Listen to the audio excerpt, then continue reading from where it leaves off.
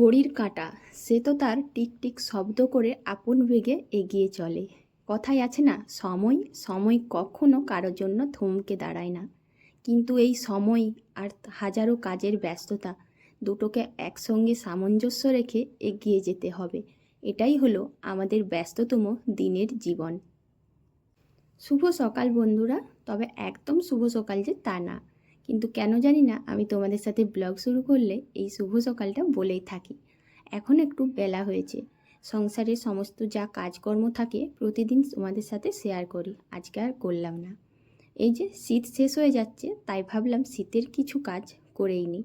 আর সবচেয়ে বেশি কি বলো তো, শীতের দিনের খাবারগুলো আর পাওয়া যাবে না, তাই প্রথমেই আজকে শীতের শেষে এই খাবারটা করে নিচ্ছি। এই যে বেগুনগুলো কাটছি, বেগুন পোড়া করব।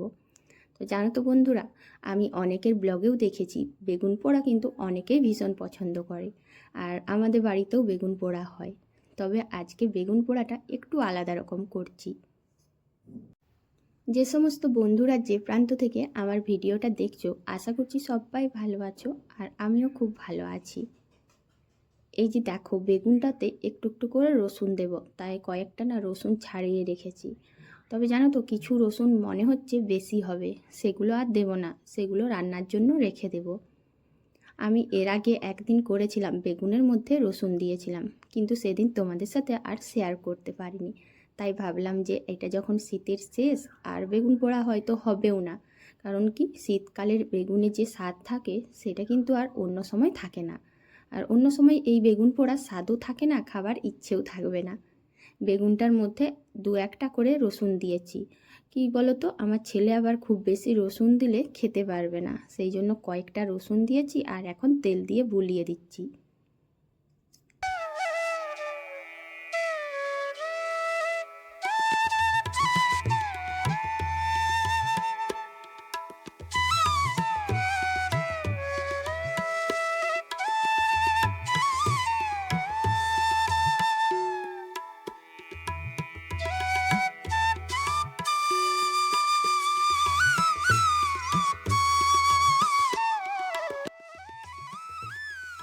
বেগুন পোড়া করে মুড়ি খাওয়া দাওয়া করে নিয়েছি। আজ কিন্তু এখনও রান্নার দিকে যায়নি।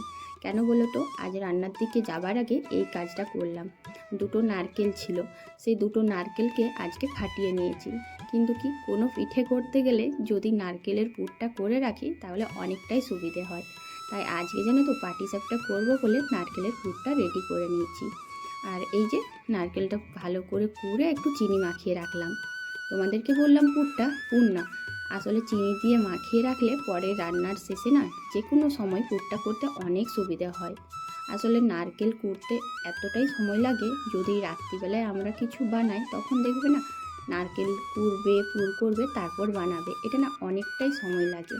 তাই ভাবলাম যে সময় তো নেই, তবুও হাজারো ব্যস্ততা থাকলেও ওই সময়ের মধ্যেই আমাদেরকে একটু সুযোগ করে নিতে হবে। তাই সেই সুযোগটা কাজে লাগিয়ে নিচ্ছি মুড়ি খাওয়া দাওয়ার পরে। প্রতিটা গৃহিণীর যেখানে সবচেয়ে বেশি সময় কাটে সেই জায়গাটাতে এখন চলে এসেছি। এই জায়গাটাতে না এলে না একদমই মনটা ভালো লাগে না। রান্নাঘরেই আমাদের জীবনের যেমন অর্ধেকটা কেটে যায়, ঠিক সেই রকম বলা যায় যে সারাদিনের ব্যস্ততার অনেকটা টাইম চলে যায় রান্নাঘরে।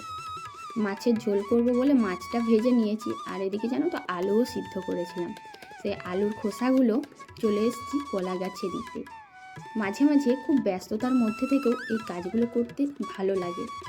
সকালটাতে কাজের ভিড়টা বেশি থাকে, তারপরে আবার ছেলেকে পড়ানো, ওকে স্কুলে পাঠানো, তো সব কিছু করার পরে যখন রান্নাঘরে আসি তখন জানো তো অতটাও অসুবিধে হয় না। আর এখন এই যে রান্নাটা চাপিয়ে দিয়েছি, কিছুটা হয়েও গেছে। এখন রান্না বান্না করে ওই যে আলুর খোসাগুলো ফেলে দিতে গিয়েছিলাম। মটরটা একটু সময় থাকতে ভিজিয়ে দিলে গ্যাসের খরচটাও কম হয়, কিন্তু কি বলো তো, যদি সব সময় ঠিক টাইমে না ভেজাই না তাহলে অনেকটাই অসুবিধে হয়। আর জানি না কেন এবারে যে মটরটা আনা হয়েছে অনেক সময় লাগে, তাই ভাবলাম যে হ্যাঁ, যদি ভুলে যাই তাই কাজের ফাঁকে এই ছোট কাজটা করে নিই। সেই জন্য জানো তো, রান্না করতে করতে আমি মটরটা ভিজিয়ে নিই। যে সমস্ত গুরুজনরা আমার ভিডিওটা দেখছো তোমাদের সবাইকে জানাই আমার প্রণাম, আর ছোট ছোট ভাই বোনদের জানাই অনেক অনেক ভালোবাসা। তোমাদের আশীর্বাদ ছাড়া আমি কিন্তু কখনোই এগিয়ে যেতে পারবো না। ছোট্ট একটা গ্রাম থেকে আমি মুনমুন সবসময় তোমাদের জন্য প্রতিদিন চেষ্টা করি আমার ডেলি ব্লগ একটা করে শেয়ার করতে, কিন্তু কেন জানি না আমাদের এখানে এত নেটওয়ার্কের সমস্যা।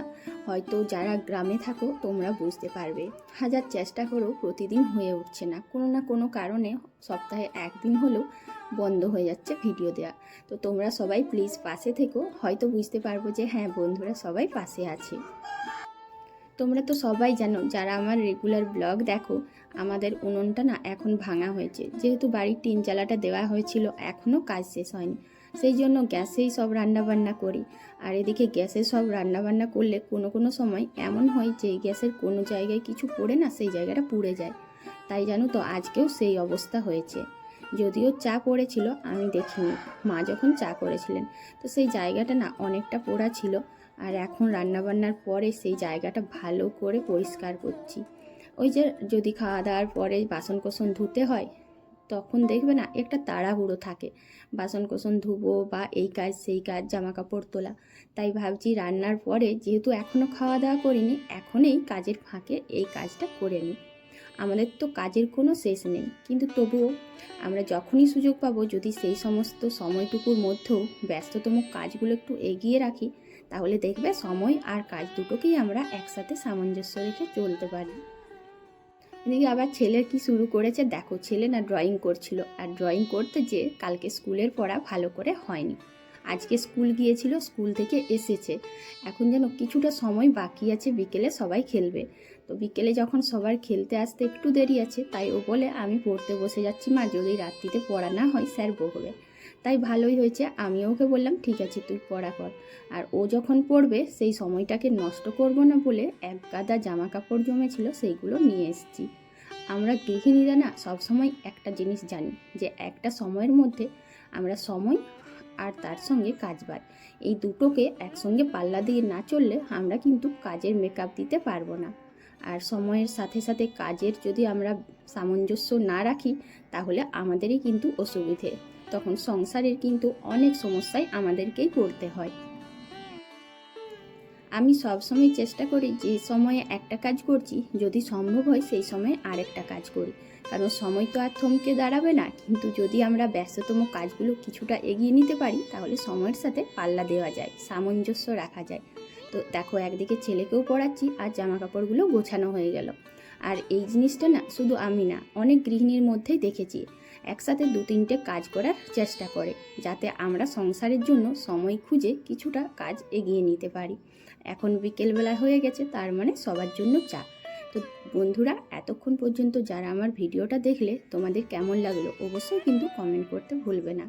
আর পুরনো বন্ধুরা যারা সর্বদাই আমার পাশে আছো, অবশ্যই তাদের অনেক ভালোবাসা জানাই। আজ এখানেই শেষ করছি।